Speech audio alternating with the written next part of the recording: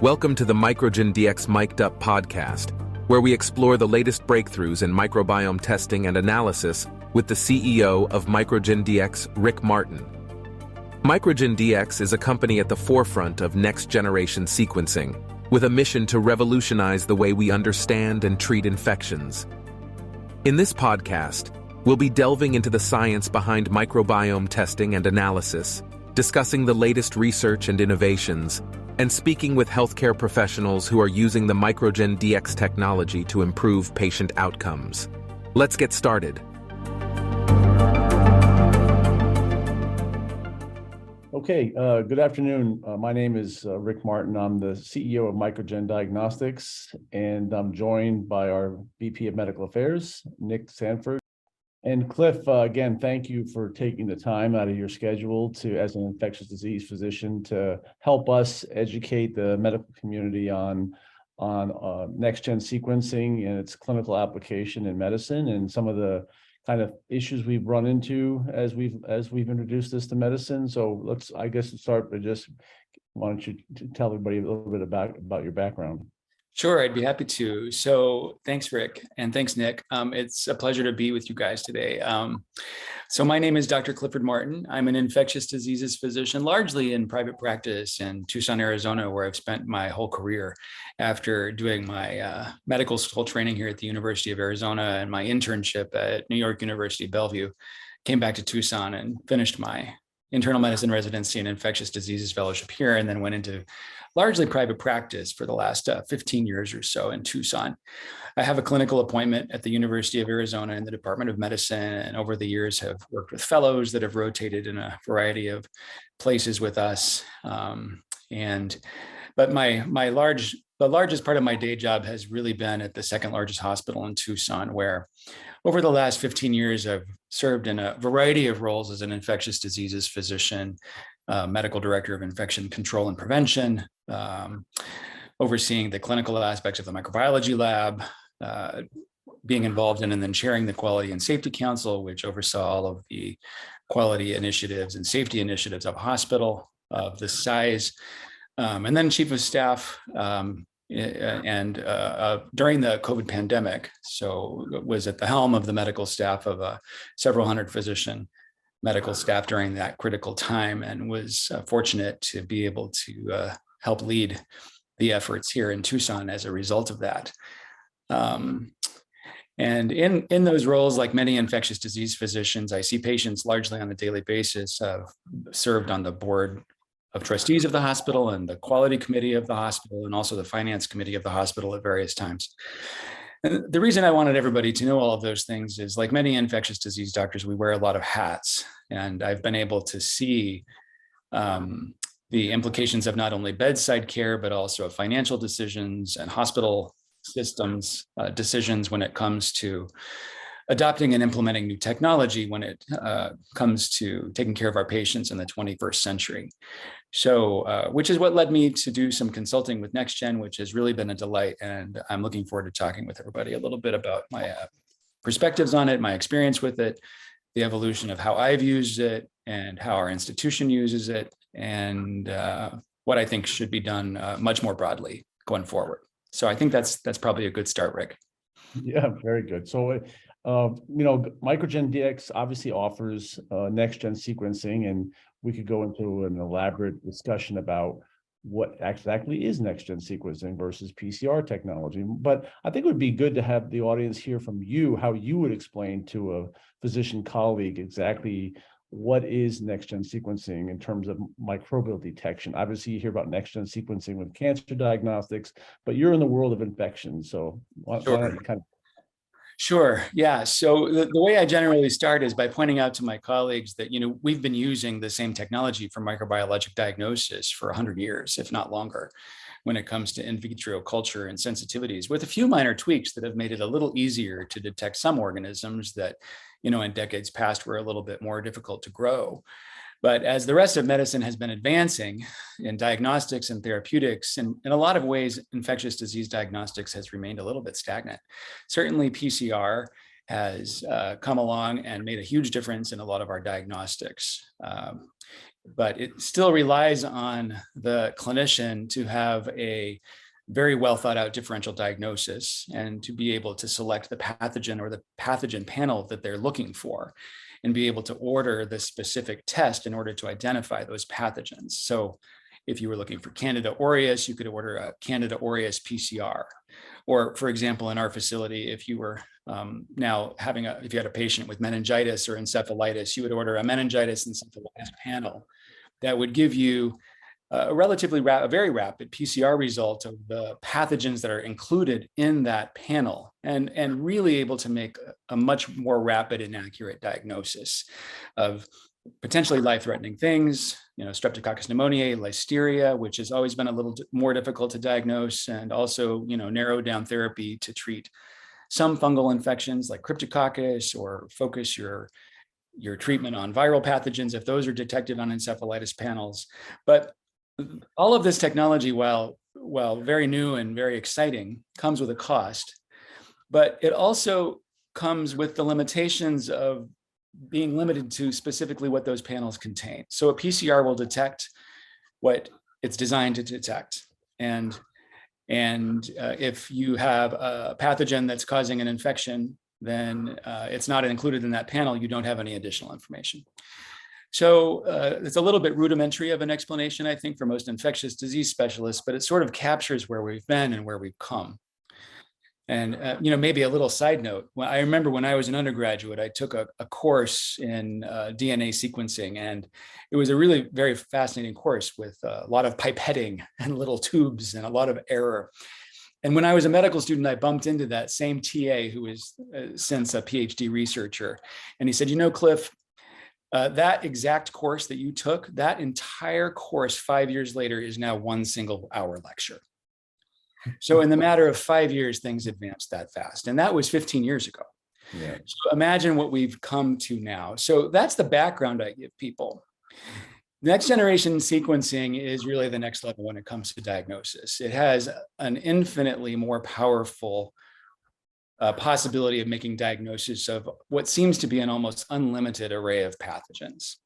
So rather than relying on a PCR panel that's either selected by a lab or selected by a particular vendor, Nick can talk a little bit more to this, but what it does is take any specimen that you're able to send to the lab, and it will tell you if the 16S ribosomal DNA is detected from a database of about 57,000 different potential pathogens. So it eliminates the ambiguity of knowing which vendor to choose. It eliminates the ambiguity of not knowing whether or not you have a pathogen that's not included in your PCR panel.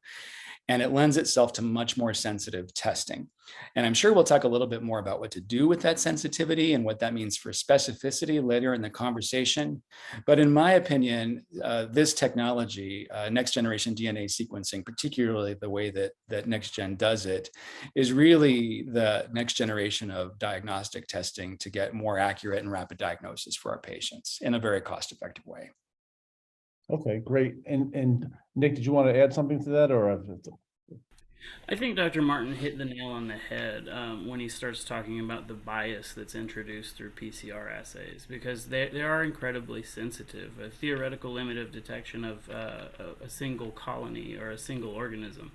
But the problem lies in the design of that panel. I mean, you can make targets that are certainly clinically relevant, or even syndromic panels that might be good. But I think what we're seeing, or what we're starting to see with climate change and everything that's going on, emerging diseases are starting to balloon, and we're seeing a lot more opportunistic pathogens come about. So I think these syndromic panels that are limited to asking questions about 30 or so organisms are a very incomplete picture. And Cliff, this obviously is a huge, as we've talked in the past, this is a huge shift for medicine. And even when you first were introduced to it, you were skeptical because, again, there's the whole interpretation issue. Why don't you talk briefly about that whole initial thought process that you went through, and some of the kind of concerns you had? Yeah, you bet. You bet. So Rick and you and I met probably about a decade ago, if not longer, when you were first introducing this technology to me and to my partners here. And we, like many infectious disease specialists, had a lot of skepticism about the sensitivity and specificity of the test. So if you use next generation DNA sequencing on specimens that are collected from skin or soft tissue, from urinary tracts, from oral pharyngeal specimens, et cetera, the sensitivity of detecting all different kinds of organisms is incredibly high and incredibly accurate. But infectious disease doctors have been trained to look at what the right treatment is for the right bug and the right patient at the right time. And we have been trained to have a certain amount of skepticism or even fear or reluctance to look for things that might lend ambiguity to those clinical decisions. So like many infectious disease doctors, I was getting referrals from wound care centers where people were sending next generation DNA sequencing, sending wound swabs for next generation DNA sequencing and identifying a bunch of different things that mostly were commensals. And it was resulting in a lot of overtreatment. And for a variety of reasons, that's concerning. But the biggest reason is, I think, that because of cost and because of antimicrobial resistance and because of payment structures, we've been overly conditioned to be worried about that. So I was resistant at first. I was afraid of seeing overusage, and I was afraid of seeing overtreatment. Over the last 10 years, though, I've really kind of landed the other end of the spectrum. I was thinking today before we got together for this meeting of the first patient that really made me scratch my head and realize the utility of this. It was shortly after I met you, Rick, and I had a young patient, and I have to be honest, at this point, I don't remember if he had a native knee septic arthritis or a prosthetic knee septic arthritis. It's been a number of years, and I couldn't pull his name up. But he had a nagging inflammatory process in his knee that was just really bothersome. He was an athlete, he was limited in his mobility, and he had a clear effusion and had undergone multiple diagnostic and therapeutic arthrocenteses over a period of many months and had received courses of antibiotics by primary care physician and his orthopedic surgeon and had not had any alleviation of his symptoms. A couple of times he had brief improvement in symptoms, but didn't really make a difference.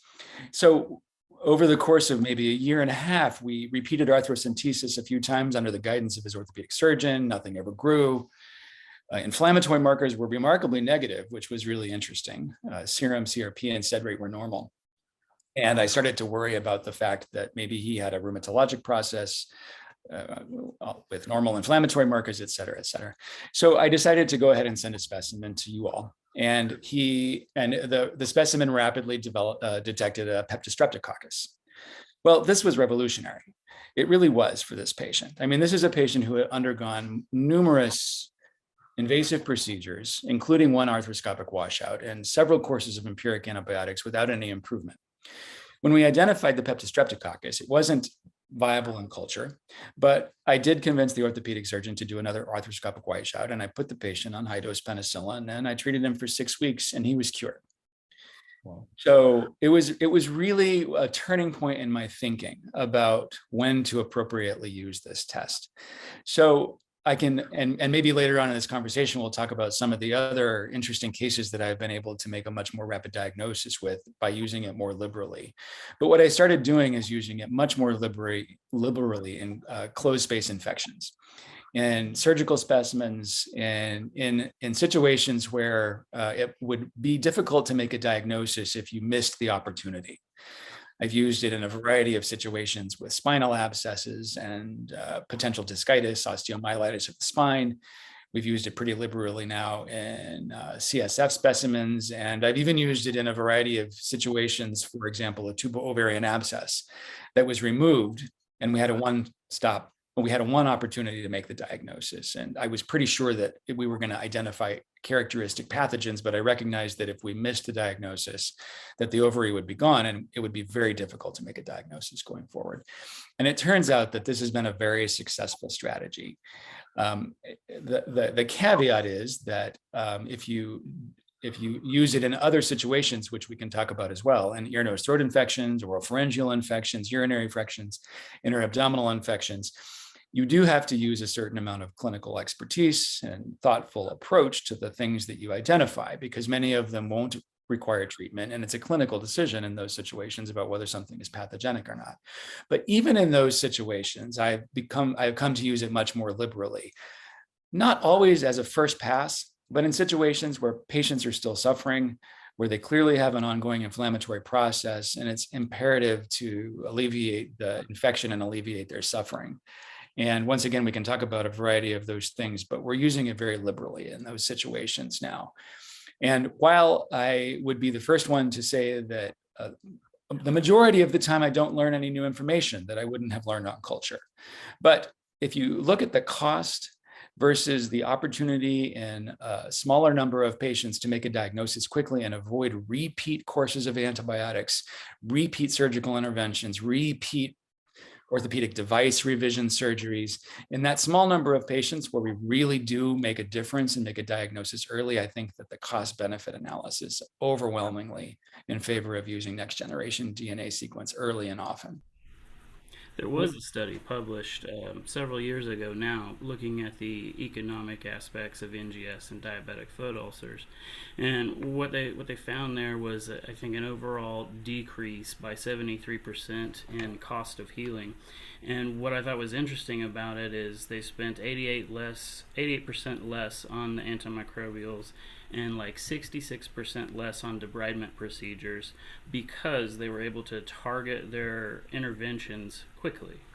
Yes, I think that's really imperative. I think that the mantra of a severe diabetic foot infection, you need to cover for Pseudomonas, you need to cover for likely MRSA these days, and anaerobic coverage has to be very strongly considered and used very liberally. These are situations where very broad spectrum antibiotics are used in a very routine and regular basis on patients that likely don't need them. And pairing next generation DNA sequencing in those situations and appropriately collected specimens with adequate material can really lead to huge gains in antimicrobial stewardship, and also with all the tentacles that come along with that, C. diff, multi-drug resistance, treatment failures, et cetera. It really is a very powerful tool.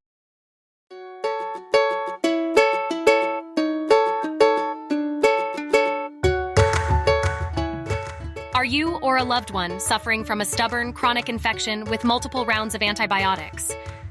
MicroGenDX uses advanced next-generation DNA sequencing technology to identify microorganisms, which is more precise than traditional culture methods.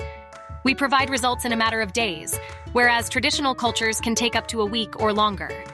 Our database of 57,000 microorganisms is superior to traditional cultures, particularly for identifying less common or atypical pathogens that may cause infections. With more accurate and comprehensive testing, healthcare providers can make more informed treatment decisions, which may lead to better patient outcomes. Visit microgendx.com today and let us help you get back to living life to the fullest.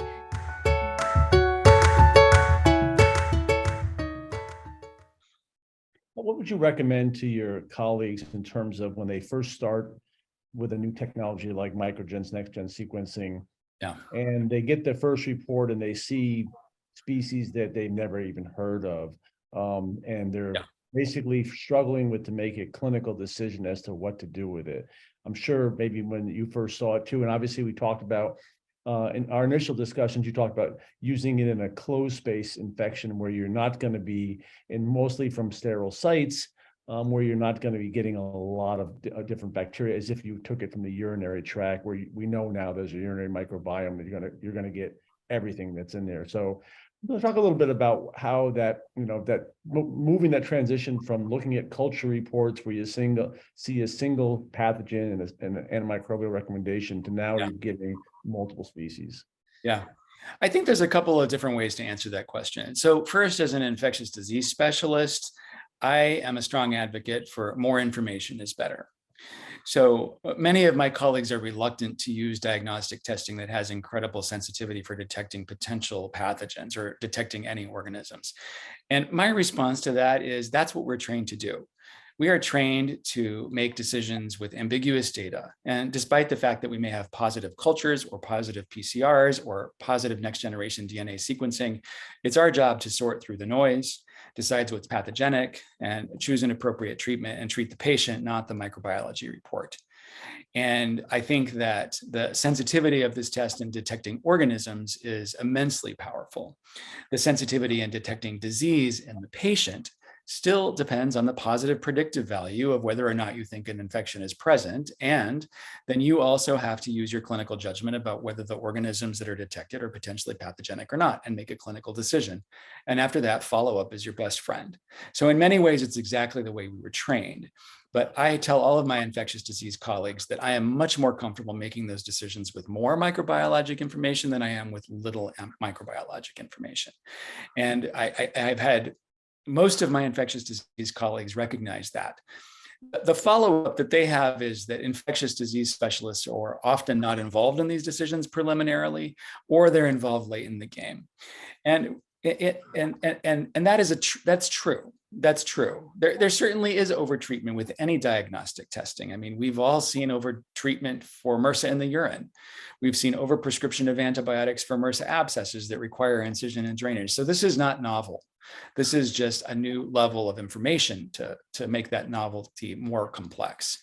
So when I talk to systems about this, hospital systems in conjunction with you all, and I talk to clinics, I talk to microbiology laboratories that are based in hospitals, they have the same concerns. And so for me, it's an important nuance that when you're dealing with complicated or unusual infections, early involvement of infectious disease specialists, either in choosing the appropriate diagnostic test or in interpreting it and making the right antibiotic decision, is absolutely imperative.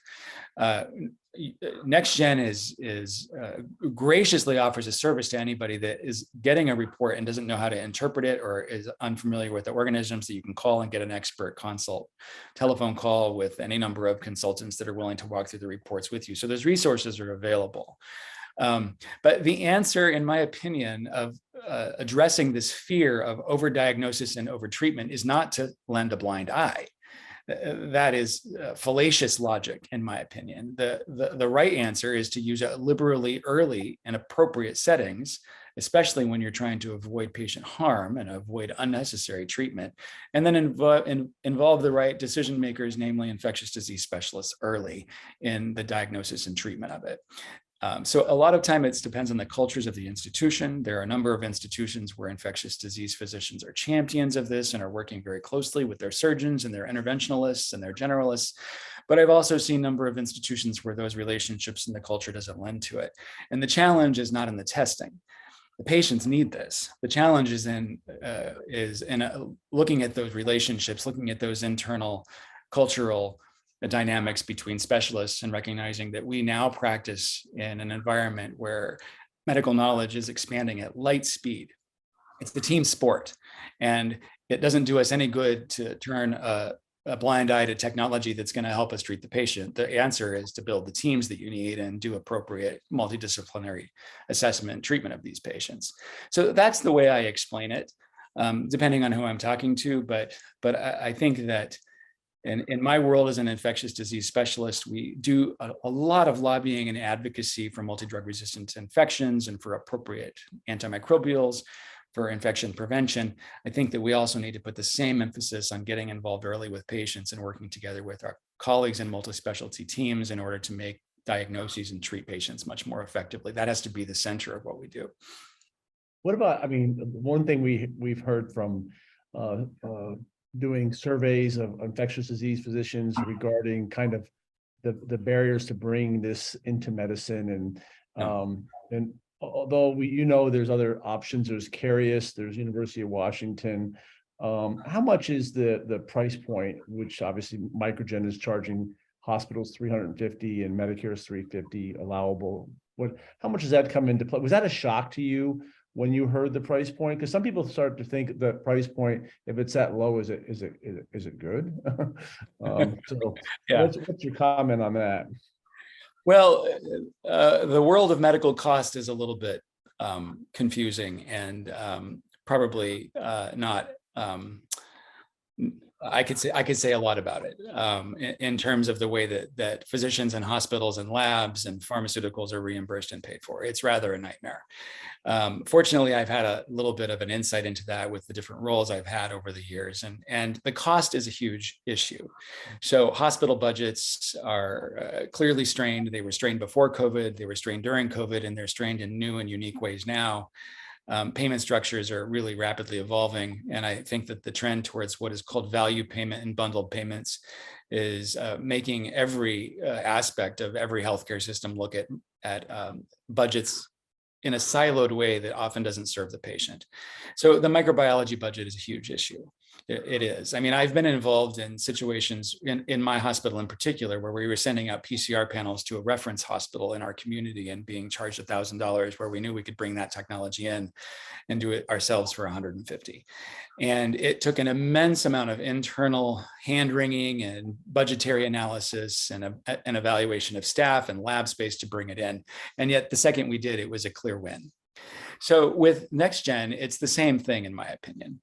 There are a couple of really strong points of the technology that your company has, Rick. I mean, first of all, the price point is amazing. So there are a number of what I think you could call competitors out there, but the price point is 3, 5, 10 times higher for less broad technology. So some of the competitors you just mentioned will only take certain specimens. They'll only take blood, or they'll only take tissue, or they'll only and they'll charge $1,000 a specimen, where you're charging a fraction of that. So getting that message across is really critical. I think that, you know, I as a physician, one of the things that keeps me away at night is how I always have to look for prior authorization and look for the cheapest way to take care of my patients. It's really very tricky.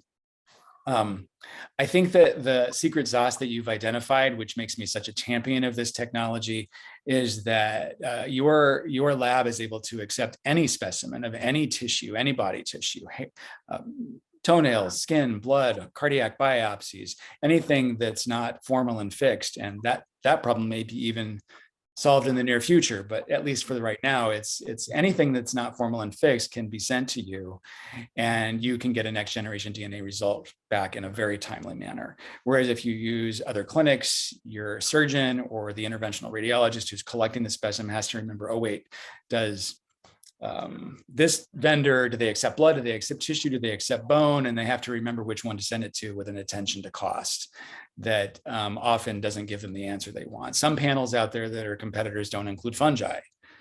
Well, that takes a high level of critical thinking to think, am I really going to spend $1,000 on a next generation sequencing test that doesn't include fungi? And oh, by the way, did my surgeon sample the specimen that's appropriate for that lab? Or do I send all of them to a lab that has a much better price point and takes all specimens and is equally sensitive with a much broader database of potential pathogens? So talking it through on that level with the decision makers at every level is really critical. The thing, especially on a large institutional standpoint, that I realized is that little pieces of medical cost are often not easily moved when it comes to an annual budgetary process. But the issues of repeat surgeries, avoiding repeat readmissions, multiple revisions of orthopedic devices, length of stay issues, bounce backs from skilled nursing facilities or long-term acute care facilities back to the hospital that are not reimbursed by payers, those things can become exceedingly expensive for healthcare systems. And if you can demonstrate that you have avoided 1 or 2 or half a dozen of those a year, then it becomes very easy to make a price argument for bringing this technology to a clinic or a hospital or a large system. There was a recent publication by the American Association of Clinical Chemistry that issued perspectives from microbiologists and clinicians and laboratory stewardship teams.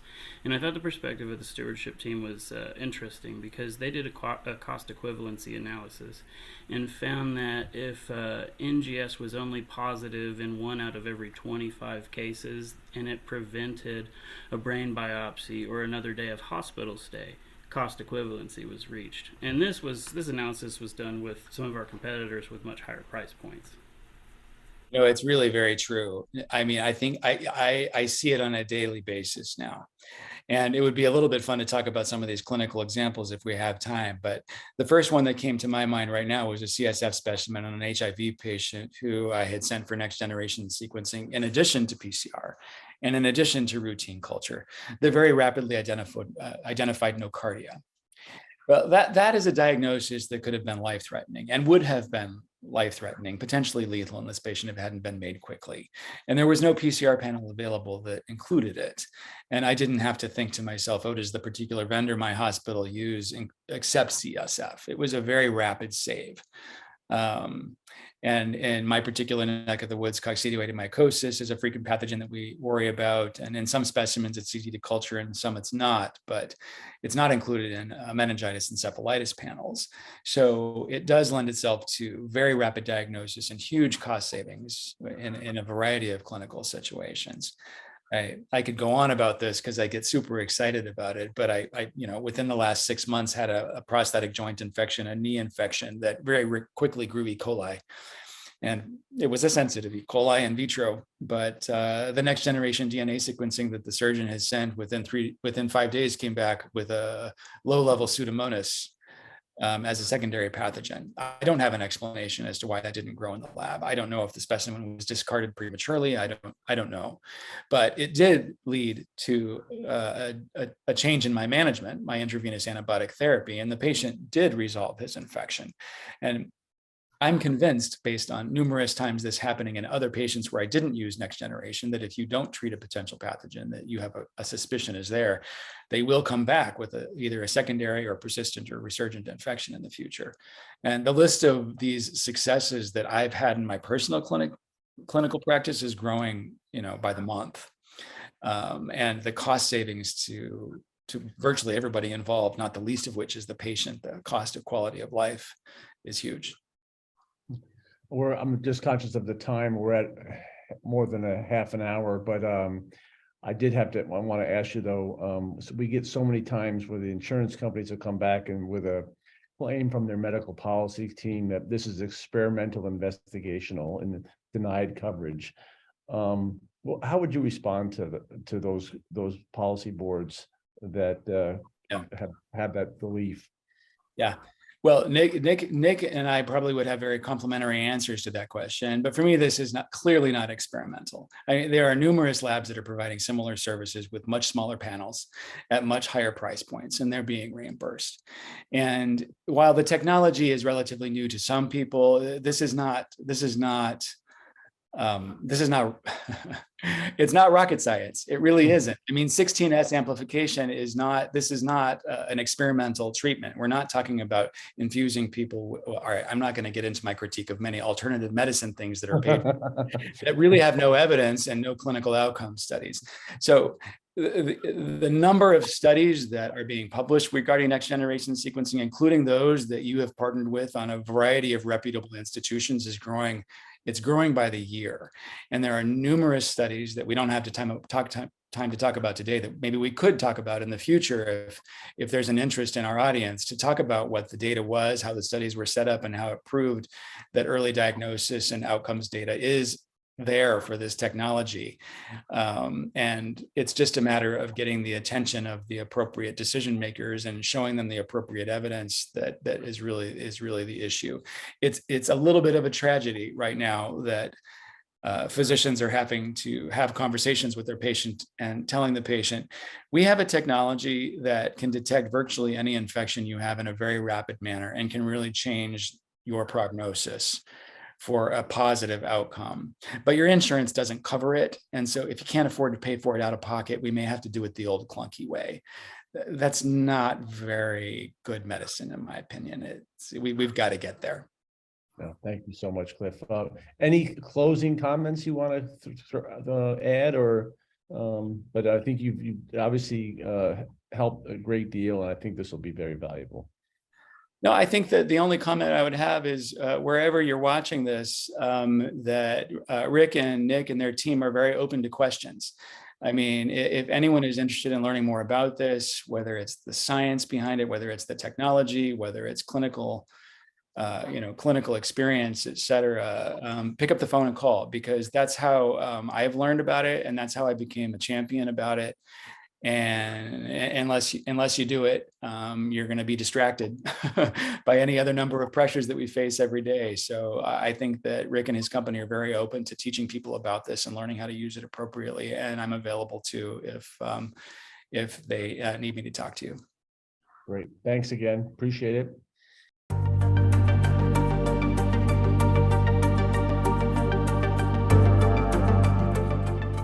Thank you for tuning in to MicroGenDX Mic'd Up. We hope that you found our broadcast informative and helpful. If you have any questions or would like to learn more about our services, please visit our website at microgendx.com. Power up your precision with MicroGenDX NGS testing, the key to accurate diagnostics and targeted antibiotic treatments.